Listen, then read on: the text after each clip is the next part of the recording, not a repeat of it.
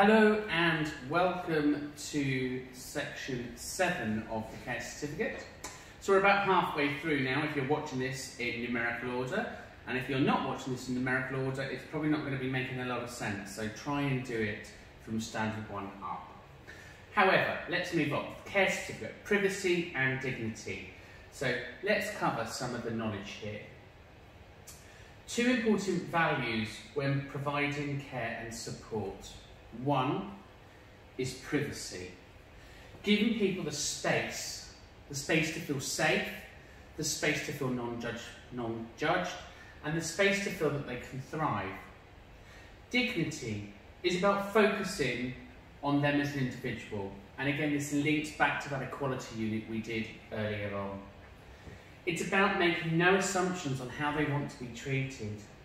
It's about working with care and compassion, those 6 C's. And it's about communicating with them whenever possible. It meets parts of the safeguarding principles. We should all be treated in a private way and in a dignified way. So let's look at privacy of information. We know that we shouldn't be sharing data about people, so therefore it's not appropriate to be writing things about people on social media sites or talking about people outside of their home. It's important to realise that when we write notes, that they're written and people will read them, but the notes need to be kept private, meaning on a need-to-know basis only. It's important that we write things in a way which are non-judgmental, non-opinionated, but are factual, because only in facts can we help people thrive and strive. Privacy and dignity and around care support involves us to think about the way in which we do things. It's about us becoming much more socially aware around us. So ways in which we can show this will be asking before we touch somebody. As a nurse and somebody that's been in a job for nearly 22 years, I have a natural habit to lean in and touch people. And I find myself all the time thinking, ask first. So I've had to break habits there. It's important before we go into anyone's room that we knock on the door and that we gain consent to enter. When we're talking about providing personal care, we don't leave them exposed, but we're covering them with a towel. We're going to ensure curtains are closed. Everything we do, we need to do in a way which promotes their dignity and their privacy. And again, if we put somebody on the toilet, think about how that may feel. Let them know that they can call for help, maybe give them the call bell. But it's important we work in a dignified manner and we treat people with respect. We've talked about making choices before, but it's important that we promote dignity and privacy by developing choices. If I remove your right to choose, I remove one of your fundamental rights to life. It's not very dignified making decisions for people, especially ones that they may not agree to. So therefore, it's important we work in a way where we communicate effectively, we understand their culture and backgrounds, and we're able to work in their best interests. It's all about using communication to promote choice. People may make choices that are seen to be unwise, and again, that they may lack capacity. And in those examples, we're going to work with them to find alternative or best solutions. We need to work in a way which promotes risks and positive risk-taking. Imagine if I said to you, you're not allowed to do anything anymore.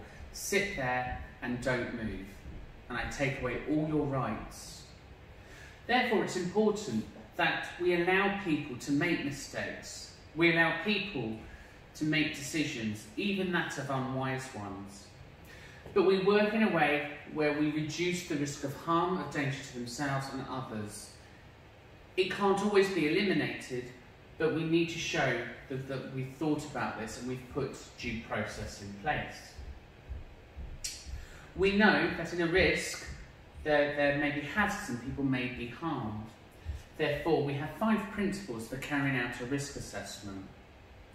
You can have a look at those risk assessments online via the Health and Safety Executive website. Your company will have their own policies and procedures around risk assessments. It's important for you to know each centre and each place of work will have a different design on what risk assessments look like. However, there are 5 principles. 1, can we identify what the hazard is? 2, do we know who will be harmed and how? 3, can we evaluate the risks?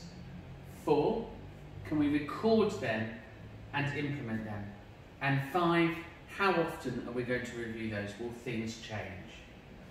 It's important that we're able to work in a personal-centred way, which you've already covered.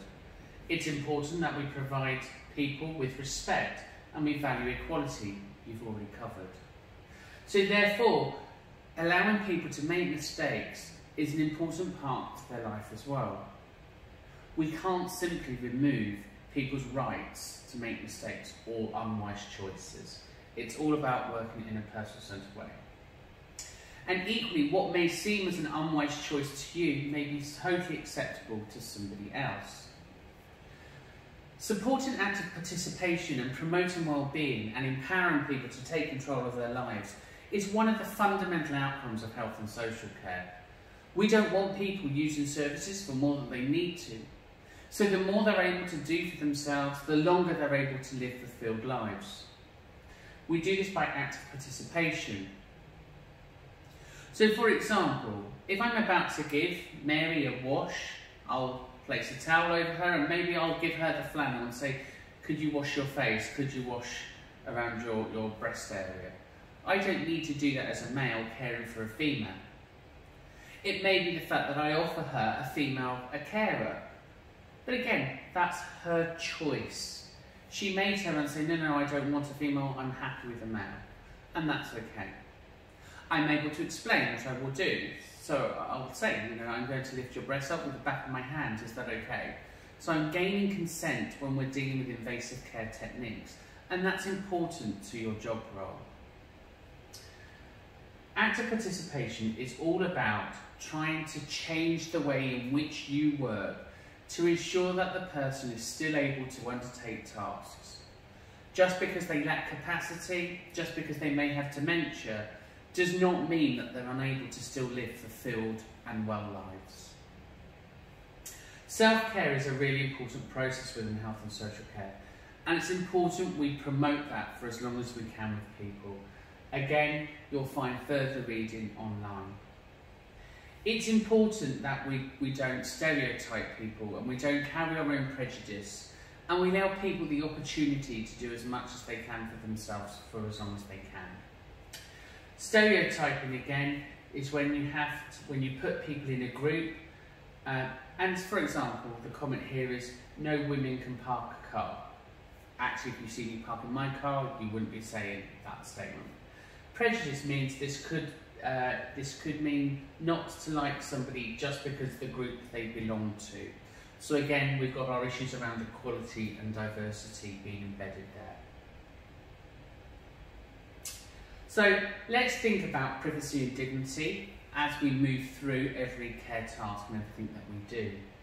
Everything that we do should be planned for and reviewed regularly.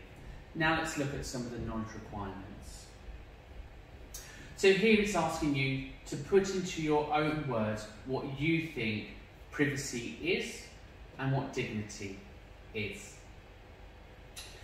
Here we've got a table in which you need to complete, so it lists a series of situations and it wants you to describe how you would maintain their privacy and dignity through there. So again, think of the things and write exactly what you would do to maintain privacy and dignity.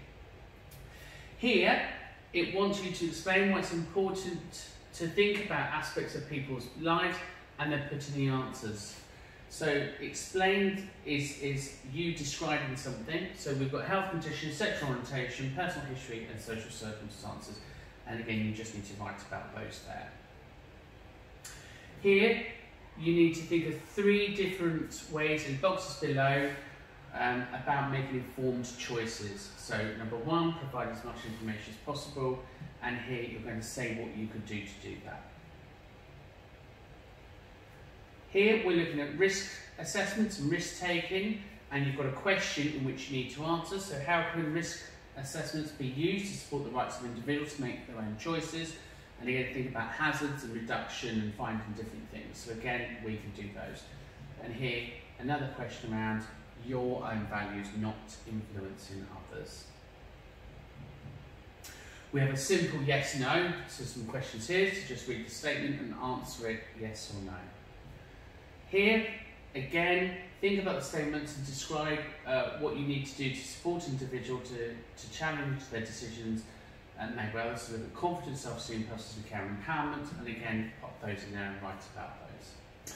Here you've got another box, so again, you're just going to go through and you're going to give 2 examples below stating how you would support an individual to question or challenge their decisions.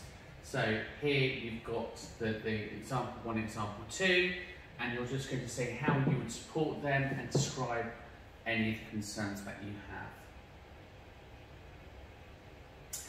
Here, again, you've got another box, so it's about valuing the individuals for care and support to make informed contributions.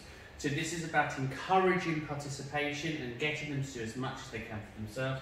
So you've got a question, explain what you could do, tell me why it's important, and tell me how you've maintained their own network of friends around the community.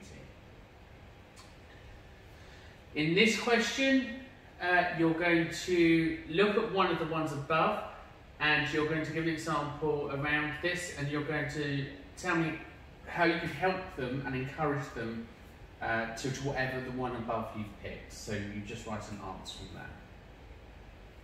Here we've got a spidergram chart again, so ways to support active participation, and you just need to list some of the ways in which you can help somebody actively participate. Here it's about being self-aware in your own reflection, and it's asking you to produce a written account to show how your personal views could restrict other people. So for example, it might be the fact that you're religious and you have certain strict beliefs and practices, that the person you're working with is not religious, and therefore there may be a conflict there of your values and their values, and how will that stop you working in a person-centred way. So that's the end of section 7 workbook. It's important that in every task that you do, whether it's washing and dressing, whether it's providing food and fluid, whether it's about medication, that we work in a personal-centred way, which shows that we're being treating people with dignity and privacy. So as you move on through the sessions now, we need to then keep building on our skills and knowledge as we move forward about how we can work with other people. So thank you for watching this. Hopefully you found it helpful. Do complete the workbooks and email them over to your tutor, and you'll see me in section